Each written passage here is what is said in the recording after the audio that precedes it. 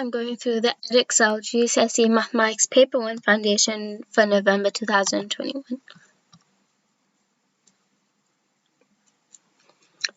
For question 13 reads as follows.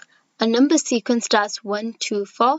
Emma says that the next term is 7. Explain why Emma might be correct. As you can see, we add 1 and then we add 2. So next it could be add 3.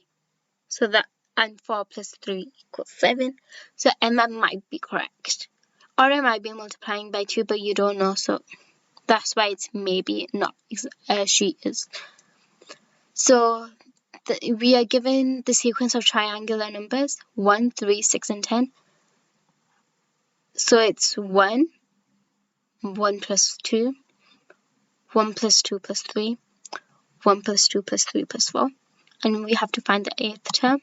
So I just wrote I found out all the different terms. And in the end, that gives me 36. So the answer is 36. Like and subscribe for more GCSE Math past papers.